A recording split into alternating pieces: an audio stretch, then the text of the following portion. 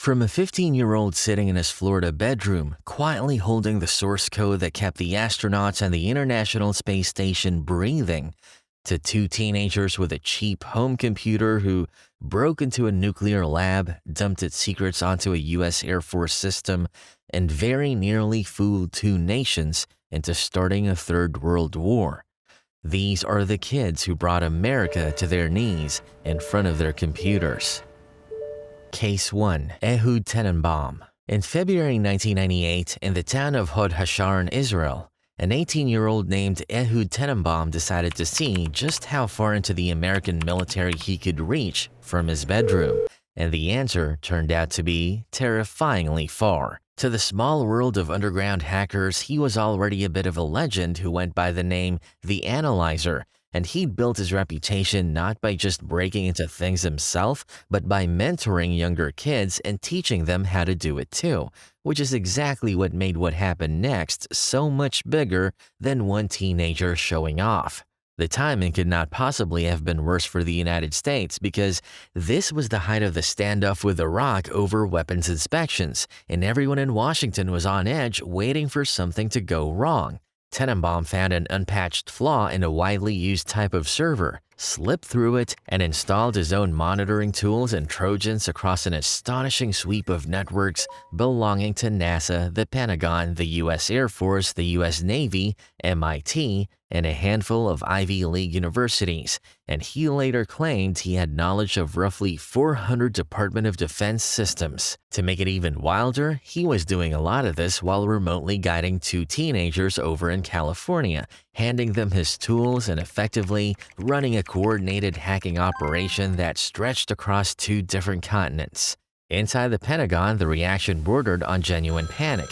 Because with the Iraq crisis boiling over, the military's first assumption was that they were under a deliberate information warfare attack from Iraq itself, and the alarm climbed so high that President Clinton was personally briefed on it. The response pulled together agents from the FBI, the Air Force, NASA, the Justice Department, the NSA, and the CIA into a single massive investigation they codenamed Operation Solar Sunrise, and the Deputy Defense Secretary summed up the mood when he called it the most organic and systematic attack the Pentagon has seen to date. The two California teenagers were traced first, and their arrests led investigators straight back to Tenenbaum in Israel, where he was picked up in March of 1998. Even the Israeli Prime Minister weighed in, describing him as damn good, but also very dangerous, and after pleading guilty, Tenenbaum ended up serving 8 months of an 18-month sentence. Case 2. Jonathan James. In the summer of 1999, in a quiet suburb of Pinecrest, Florida, a 15-year-old named Jonathan James sat down at his computer and, over the next few weeks, casually strolled into some of the most protected networks on the planet. The kind that are supposed to have the entire might of the United States government standing guard at the door. Online, nobody knew him as Jonathan. They knew him as Comrade, and while other kids his age were worrying about homework and summer jobs, he was quietly teaching himself to walk straight through digital walls that billion-dollar agencies swore were unbreakable.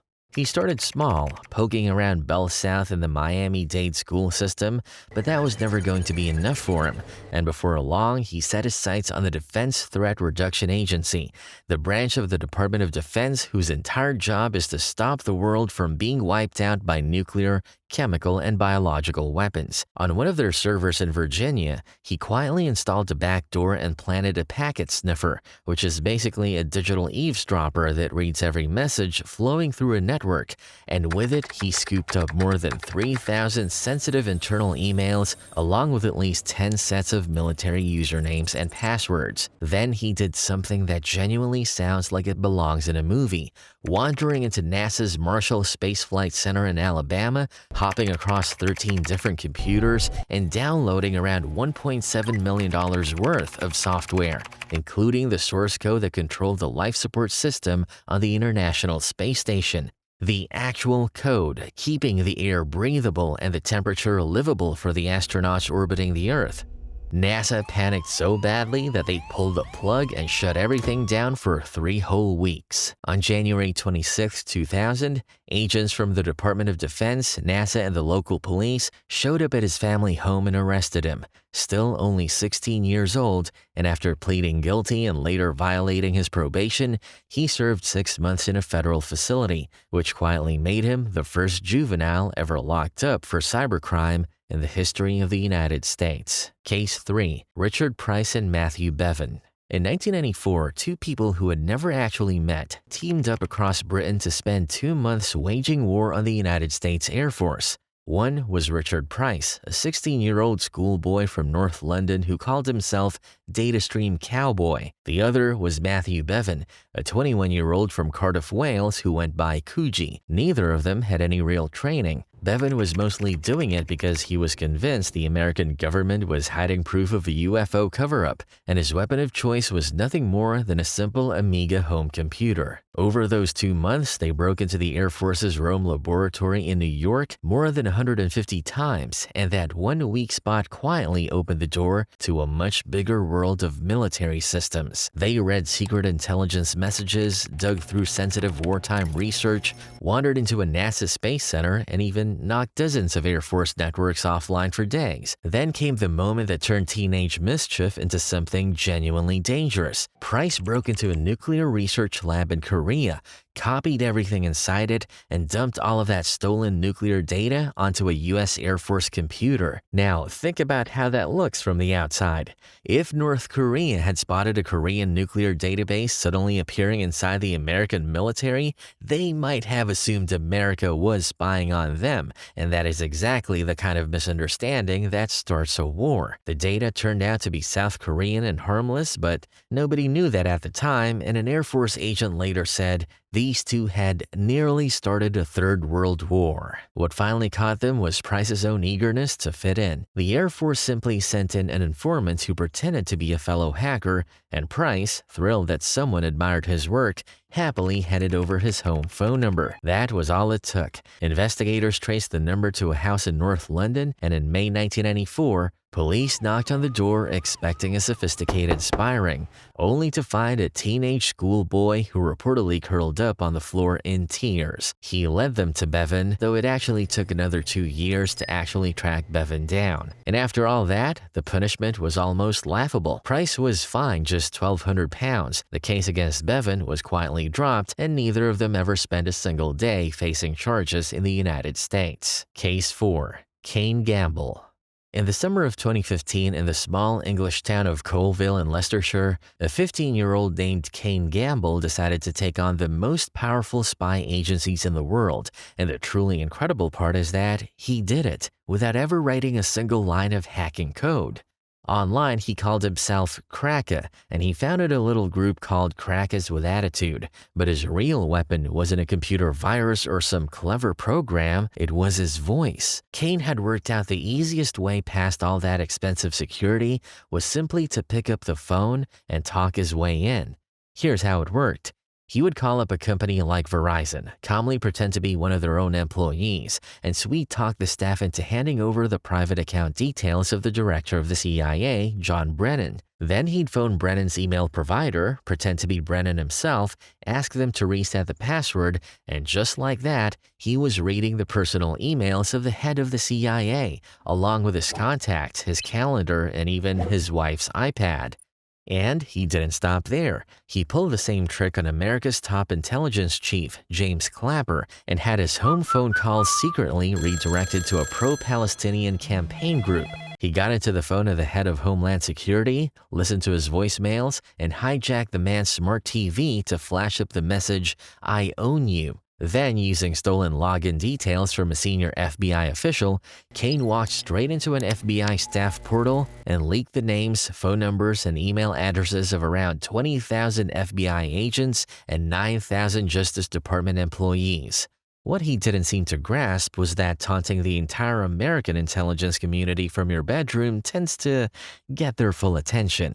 As Kane and his group openly bragged to journalists and harassed officials directly, a transatlantic investigation was quietly closing in, and in February 2016, police arrested him at his family home in Colville. He was still only 15. He pleaded guilty to 10 charges, and when he was finally sentenced in 2018, the judge described what he had done as a campaign of cyber terrorism and sent him to a youth detention center for 2 years.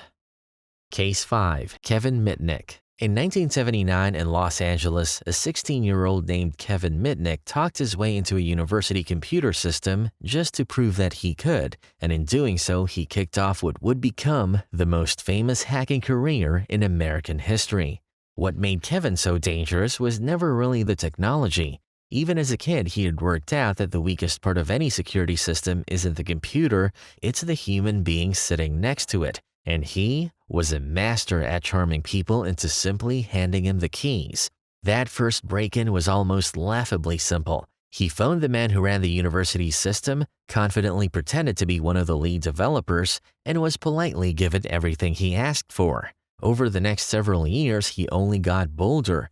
Between 1983 and 1986, he gained complete control over an entire telephone company's networks across Los Angeles, Manhattan, Utah, and Nevada, which effectively handed him a backdoor into government and even Pentagon phone lines. He stole valuable source code from some of the biggest technology companies on Earth, including Motorola, Nokia, and Sun Microsystems. And when the FBI started hunting him, Kevin did something almost unbelievable. He cloned mobile phones so they couldn't track him, tapped the phones of the very agents chasing him, and calmly listened in on their conversations as they tried to work out where he was. By 1992, with the FBI finally closing in, Kevin simply vanished. And what followed was a 2.5-year nationwide manhunt while he lived under fake identities and kept right on hacking. His downfall came when he made the mistake of targeting a world-class security expert named Tsutomu Shimomura, who took the whole thing personally and joined the chase himself. By tracing the signal coming from Kevin's cloned phone, Shimomura helped agents pinpoint exactly where he was hiding, and in the early hours of February 15, 1995, federal agents raided his apartment in Raleigh, North Carolina, and finally arrested him. He served around 5 years in prison, including 8 months in solitary confinement, because officials genuinely feared what he might be able to do with nothing more than a telephone. And here is the twist that says everything about him. After his release, the FBI's #1 most wanted hacker became one of the most trusted cybersecurity consultants in the entire world. Case 6. Michael Calche. In February 2000, in Montreal, Canada, a 15-year-old named Michael Calche sat down at his computer and, over the course of a single week, knocked some of the biggest websites in the world clean off the internet. His father had given him a computer when he was just 6 years old, and Michael later said it gave him a sense of control that nothing else in his life ever did. By the time he was 15, that obsession had turned him into something genuinely powerful because he had quietly taken over the networks of around 40% of America's major universities, building himself a secret army of hijacked machines that would do whatever he told them. Then he pointed that army at the internet's biggest names. On February 7, 2000, he launched what he called Project Rivolta, the Italian word for rebellion. The idea behind it was simple but devastating. Rather than trying to break into a website, he ordered all of his hijacked computers to flood it with fake traffic at the exact same moment, burying it under so many requests that it simply collapsed under the weight, a trick known as a denial of service attack. His first target was Yahoo, the biggest search engine on the planet at the time, and within moments, it went completely dark for nearly an hour. Over the following week, he did it again and again, taking down eBay, then CNN, then Amazon, then Dell, then the online trading platform E-Trade. The financial world started to genuinely panic, and Michael later recalled that the New York Stock Exchange was rattled, quietly wondering whether people's money was even safe if a single teenager could switch off the internet's giants whenever he felt like it. What finally caught him was that he couldn't keep his mouth shut. The FBI and the Canadian police began paying attention when a kid kept bragging in online chat rooms, and he sealed his own fate by claiming credit for taking down Dell before that attack had ever been made public, which told investigators he had to be the real thing. A surveillance van appeared at the end of his street, and while he was watching the movie Goodfellas at a friend's house at 3 in the morning, his father called with 3 simple words: "They are here." He pleaded guilty to 56 charges, and because he was still a minor, he was sentenced to 8 months in a group home, a year of probation, and strict limits on how he was allowed to use the internet.